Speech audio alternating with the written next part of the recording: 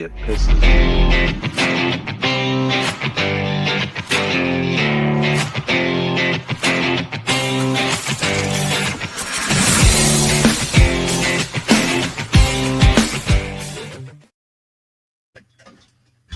Hi, everybody. How you doing today? Ask me how I feel about technology.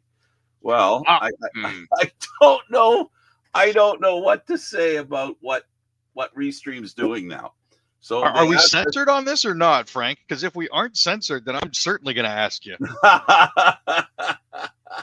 let's just say that they offered more options. They've taken away what you normally like. Usually you get to make a decision as kind of a set. You make a decision, and for everywhere you send it, it ends up cool, right? So you just go through it a bunch at a time. You do it. All works for every place, whether it be Instagram, Facebook, YouTube. You just set it once and it does it for all of them. So in this case, if you're looking at your screen and it looks kind of weird to you, don't worry. I did that. Did I know why I did that? No, I don't know why I did that. I don't even know why I had the option to make that stupid decision. It was accidentally on purpose. We're attempting a Oh new my format for Lord. the mobile era. Oh my goodness. It's totally perplexing. I gotta say, I almost feel, how should I put this? I almost feel like I have to have a little bit of Trump in me. Sorry, I'm bringing politics into this, where it doesn't matter what I'm looking at. I'm just going to pretend it's okay. It's the best way to go about it. There you go. So that's what we're doing today. We're going to be Trumpian. We're going to assume everybody's blind, stupid, and unable to really see what's going on. After all, he said Americans are stupid, and they voted him in. Who would know better? All right. Twice. Twice. All right, Aaron. Let's go to Pasternak and let's talk about the woes of the Maple Leafs. Yeah, there are certain prognosticators have been starting to sound the alarm bells about this frickin' team, and I'm slowly coming around to the fact that we may be in a certain amount of trouble here.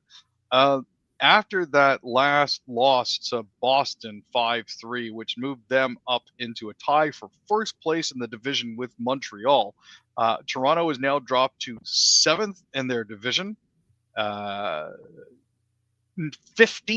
in the conference, and wonder of wonders, we are now tied for 24th in the league overall.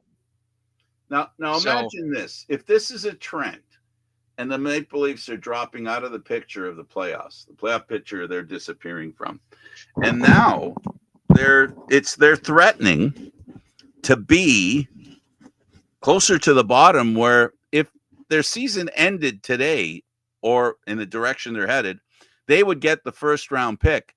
They gave that away. Now it's protected. That means they could get this one. But next year, if they suck again, they don't get it. It's gone. It's gone. So this Leaf team, this organization, and these players have put themselves in this position. I'm not pointing the finger at any one individual, Aaron. I'm not going to point at Austin Matthews. I'm not going to point at the GM, the coach, but I will point to the ownership. They've set the table here for this kind of buffoonery that has led this Maple Leaf team that at not long ago had a team that should have competed for the cup. They had valued assets. All right. We can talk about the overvaluing of the individuals on the team. I think at least we can say that, okay, fine. They're overvalued. But they were overvalued by a lot of people. Enough that, for example, in 2 years ago, they could have traded Marner, and that would have been a great thing. They can trade Nylander right now. He's that good a player. But the problem is they've given away a lot of their draft picks. So the benefit of fitting at the bottom of the standings is someone else's benefit, not theirs. That's what bothers me more than anything on behalf of Leaf fans. I'm curious as to how this is all going to work for them. Their next game is tomorrow at 7 o'clock. You know, we are not in a good position right now as it currently stands. You know, for the 25-26 draft, we have 3 picks. That's the third, fifth, and sixth rounds. For the 2027 draft, we have 6 picks. That's 1 in the second, 1 in the fourth, 1 in the fifth, 2 in the sixth, and 1 in the seventh. And we don't actually get back to having a full slate worth of draft picks until 2028. And even then, we're missing our 4th round pick. So we are up a certain creek, it appears, without a certain paddle at this point. With $1.1 million worth of projected cap space, $1.35 million of current cap space, and a projected $5 million at the deadline, with $14.4 million in projected playoff cap space, we are a hurting rig. And again, this sort of goes to show, based on the high dollar value contracts that we signed, where we should and shouldn't be. And right now, we are definitely hurting on this one. The problem here as well, and this is where you see the players are the problem. First of all, the players on the team are a problem right now. We know that, but can you specifically point to the players as the root of the problem? No. I will finish by saying this. This is the limit. I don't even want to think about this anymore. We'll go to the specific news. Even if one says, we overpaid Matthews, we overpaid Marner, we overpaid Nylander, we overpaid Morgan Riley. Even if we say that, in saying that, all that the players did wrong is, and this is the wrong they did. We're learning that today. We can look back and say, we know this today. We know that players have the ability to be aware of how their salary impacts their future on the team, how their team's future fares is related to how much they get paid. We know that now, don't we, Aaron? Yes, we certainly do. I tried saying it. I was like, I was screaming into the void. I tried saying that, I tried saying that 8-10 years ago when this was all going on, that eventually be careful what you wish for. If the players get the money they want, they're going to be their own. They're going to regret the decisions they make themselves. If, and I said it then and I'll say it today, if they cared about winning a Stanley Cup, they would regret the salaries they insisted on getting, being the highest paid players in the league for the years that they were. They weren't worth it. They weren't that important. And it meant the team had to continually try to augment the lineup every spring. And what they did was they continually, Dubas gave away so many draft picks. And we know that the new GM, God love him, Trey Living, he had to do the same thing. And now all that faith that the organization had in their players wasn't returned. So do you blame the players for that? No. But you do blame anybody around the players that gave them advice in going for as much money as you can get, because those people didn't care about the legacy those players left behind. How happy is Marner with his Toronto Maple Leaf legacy? I'm trying to find the bright spot in all of this, and it's not all doom and gloom. Currently, William Nylander with 24 points is tied for 5th in the NHL for points with Connor McDavid. Currently with 14 points, Morgan Riley is tied for 4th amongst defensemen. I'm not even going to touch the goals against save percentage or shutout record for that. That currently firmly belongs with Logan Thompson in Washington, with a 1.56 goals against average and a 9.35 save percentage, tied with Devin Cooley. But I'm not sure what it is. You're trying too hard. You're actually trying too hard. I'm trying to find the silver lining, and I've got my rose-colored glasses here somewhere. You do, and it's not your fault. It's not. This is not something I'm blaming Aaron William Freeland for. what I'm going to say is this, Aaron. Here's the problem with Toronto and the problem with what you're saying right now. You're putting too much stock in points for or goals for as opposed to goals against. Here's the screaming problem the Leafs have had the last, I've tried to say it from time to time and it doesn't register, which is cool. That's fine. The plus minus for the Leafs over the past few years has been horrible. While they had the 2-3, they'd have Matthews, Marner, and Nylander up there in the top 20. They didn't have anybody in the plus minus top 20 until last year. Matthews started to make moves there. Marner started to make moves there.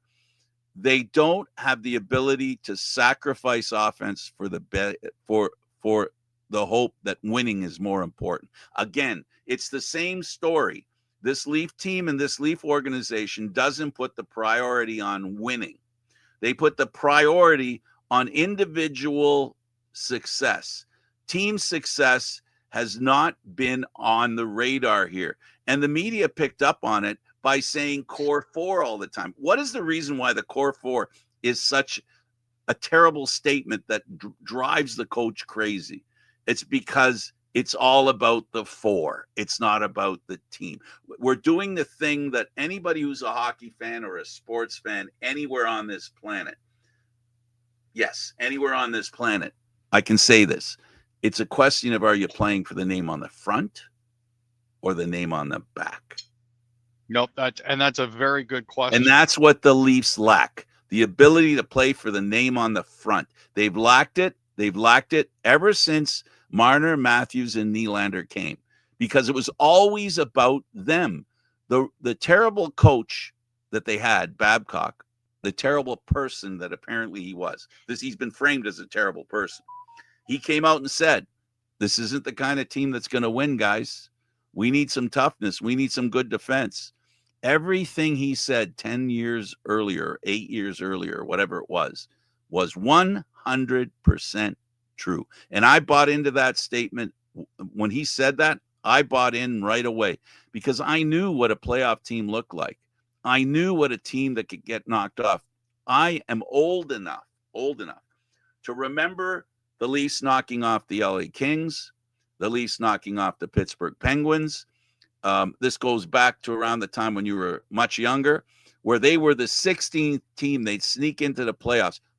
Try the New York Islanders for size as well, where they were a team that played and barely made it into the playoffs and upset these teams. The Islanders learned a lesson when they lost against Toronto, that they needed to be tougher. Toronto beat them because they were tougher. I don't know if you remember this coach. His name was Nielsen. He was a very good coach. And bottom line here is, the reason I knew the Leafs wouldn't have success is because I watched when I was younger how they did have success. They snuck up on somebody. They played. It wasn't necessarily dirty, but it was so tough. If you knew you were playing a hockey game when you played against those Leaf teams, the Burns and Nielsen teams, you knew you were playing a hockey game. They caught other teams off guard that were high scoring, highfalutin, the favorites, and they beat them. And unfortunately, the Leafs sat in the reverse role under the Matthews era. Yeah, the part of the good news that I take out of this is that the Leafs are third in the league when it comes to goals for. They are, however, the worst when it comes to goals against. Them and Nashville have both allowed 65 goals against.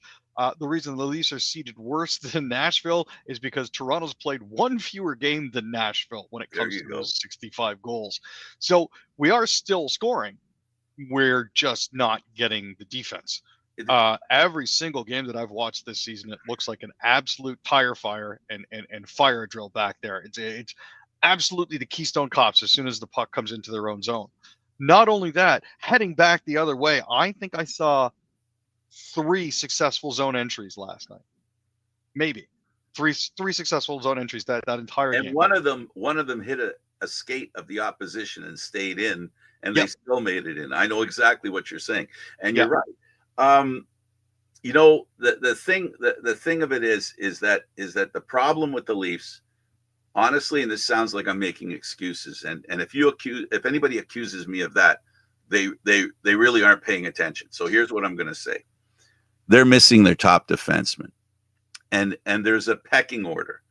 When you rely on him and his partner, right? When you rely on the first pair, the rest of the pairs follow suit. They have what their responsibility is set. Now, when you get that guy gone, now this guy comes from here and this guy comes from here, and now you're depending on Riley to be a defensive linchpin. It doesn't work that way. Not for Mo, at least. Problem. The other thing we have to take into account as well is Austin Matthews left with a lower body injury after what appeared to be a hit from behind by Zadorov. Now, when they asked Zadorov about it later, he said, "Look, I'm 6'7". He's not nearly as tall as I am. I hit him. I hit him with my shoulder. 99% of my hits in the NHL are with my right shoulder. That's how I hit him, and he went into the boards wrong. And Matthews was gone. This is the Zdeno Chara thing. Boston's trotting this bullshit out again. This bullshit. Look, I just happen to be a big guy. It's not my fault that people try to hit me and they get hurt. That's their thing. And that's why Ty Domi should hip check him with his knees bent only a little bit. And if Zadorov's knees happen to put him in the hospital, then Ty Domi should be allowed to say, well, it's not my fault. I'm much shorter than he is. I'm not saying that Max should submarine him. I'm not saying that Max should submarine him. I'm just saying a good hip check could remind Nikita of exactly what happens in the NHL when certain circumstances arise. Now, there's a phrase, but just to finish that, there's a phrase: size does matter. That's what he's saying, and it matters all the way around. Now, convenient. The unfortunate thing is Stoller's got pulled again for a second straight game. Apparently, it was for a upper body injury, but it doesn't appear to be too serious. I'm thinking he may have hurt his shoulder when going down to make those absolutely fantastic glove saves that he should not have had to have made had the Leafs been capable of playing even marginally reasonable defense. Terrible. Matthews out with a lower body injury now. Stoller's out with an upper body injury. Losing 5-3. Max Domi managed to successfully kill all the momentum that Toronto had by trying to fight 20 minutes later to fight Zadorov, who refused to engage. It's one of those things where it's like, oof. The Leafs are dead last in the NHL with a 3.82 goals against average. They are suffering right now. Woll is making starts for the Marlies. Oh boy. They're currently on a road trip, so you're not going to see much of him in Toronto for the time being. But they played a game today. It was an early game against the Grand Rapids Griffins. They unfortunately, I believe, lost that one 3-2. So one of those unfortunate situations where he is starting to see the puck. Now, he did play the game before that as well, but he only played 36 minutes of it. And it's because they're trying to limit his time on ice while folding him back into the lineup, which is a reasonable approach. It's obviously not soon enough for what the Leafs need, just because they're currently suffering. Hildeby going in as the number one goaltender is going to be a bit of an issue for them. But yeah, after this morning's loss to the Grand Rapids Griffins, as well as a 3-2 loss to the Lehigh Valley Phantoms the night before, this road trip is not off to a good start for the Marlies. So we'll have to see how that progresses and how Woll progresses. Pexa is backing him up. So that'll be interesting down the road at Coca-Cola Coliseum. The Leafs have too many bottom six forwards, number one. Number two, one of their best players is in the minors because they couldn't play him because they had too many.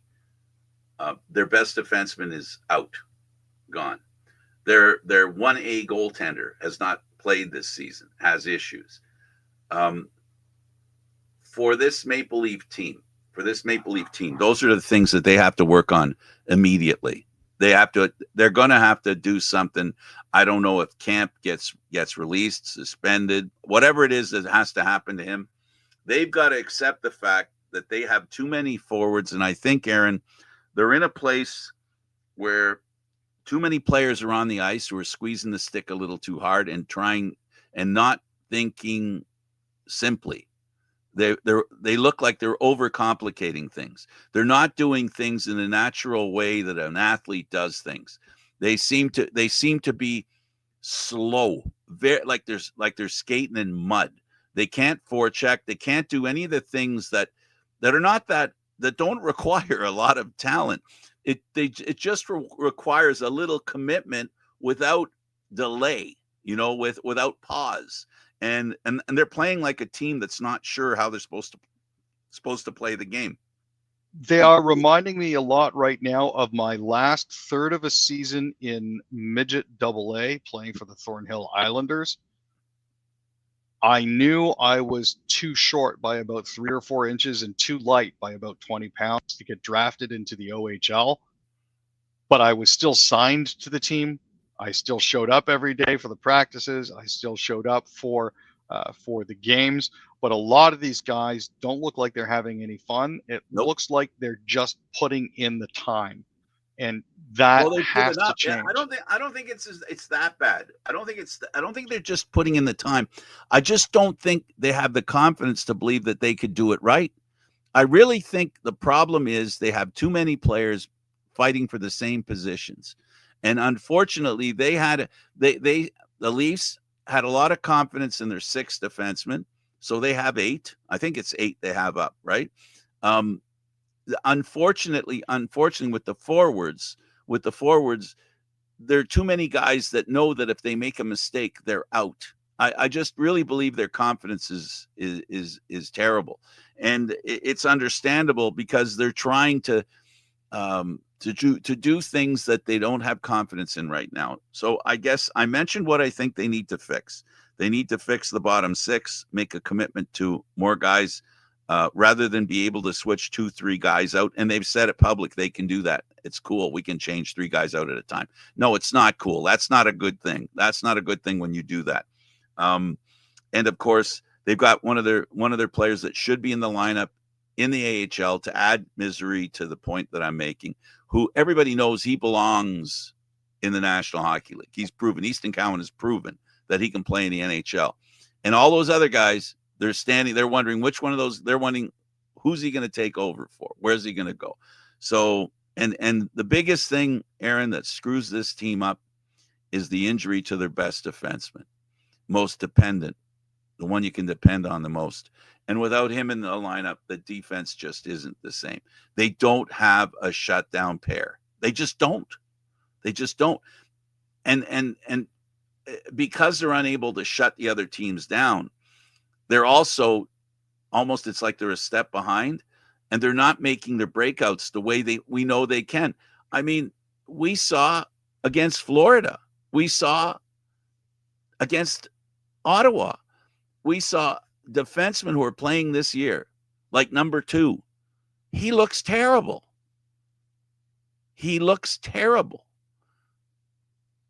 And they've got to figure out how to build the team back. Right now, this is a team shattered and looking like crap.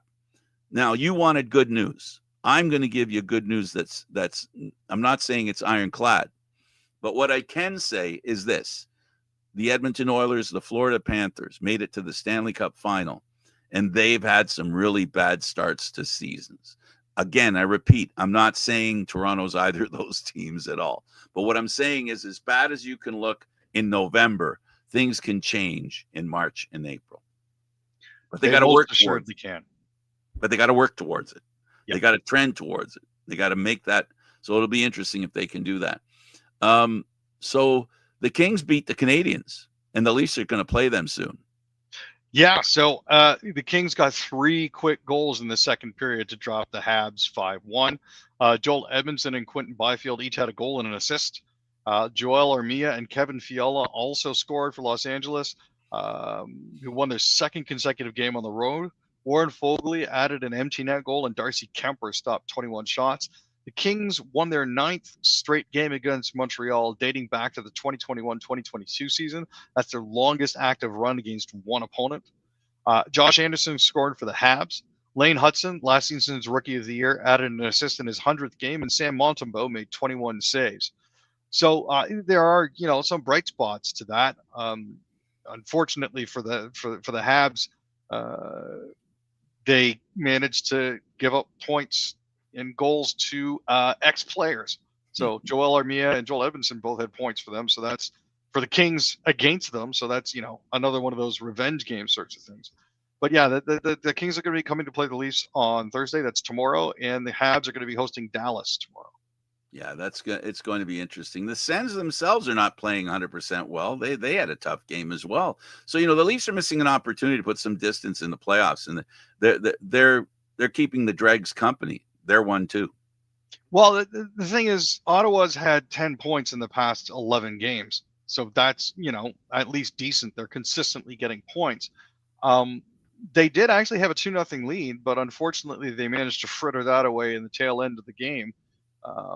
Coach Travis Green, however, felt his team started off extremely well for the first 35 to 37 minutes on Tuesday, and said it might have been their best hockey of the year. Now, Ottawa's seen contributions from Michael Amadio with 4 goals in the last 5 games, Nick Cousins, and most recently Jensen. But, it's one of those situations where it's just a little too late. Absolutely. It is what it is. How about the Jets and Canucks? Well, Josh Morrissey had a goal and 2 assists. The Jets topped the Canucks 5-3 on Tuesday night. Alex Iafallo added an empty net goal and an assist for the Jets in his 600th regular season game. Jonathan Toews, Nino Niederreiter, and Gabriel Velarde also scored for Winnipeg. Connor Hellebuck had 33 saves to help the Jets snap a 3-game losing streak. Now, Thatcher Demko actually made his first start since November 3rd and gave up 3 goals on 8 shots in the first period. Before leaving with an undisclosed injury, he was replaced by Kevin Lankinen, who started the second. And the Finnish netminder made 21 saves in Vancouver's second consecutive loss. The Jets are visiting Seattle tomorrow, and the Canucks open up a 3-game trip against Carolina on Friday. Yeah, absolutely wonderful. Now, how about the Oilers? Well, the Oilers finally managed to snap a losing streak. They beat the Blue Jackets 5-4 in overtime. It didn't look like they were going to be making amends for that beatdown. That's one of the worst losses I think that they've had on home ice in franchise history. They were actually trailing the Blue Jackets 4-2 with 6.5 minutes left in the third period. But Jack Roslovic scored on a backhand 56 seconds into overtime to get them the 5-4 win. So there's small comfort to be taken in that.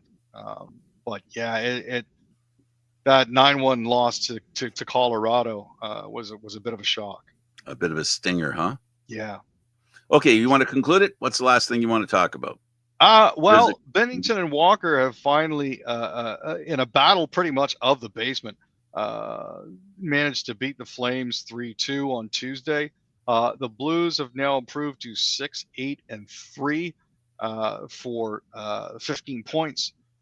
And the Flames have now fallen to 4-12-2 for 10 points on the season.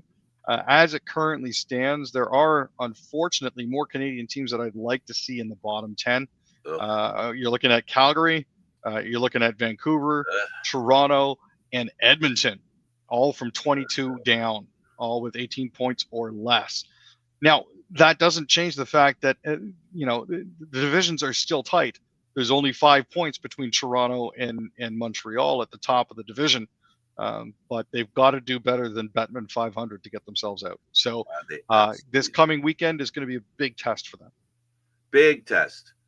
Okay, Aaron. Well, thanks for doing this. Really appreciate it. We'll see you next time. Yes, sir. Have fun, buddy. Thank you. He's Aaron William Freeland. I'm Candid.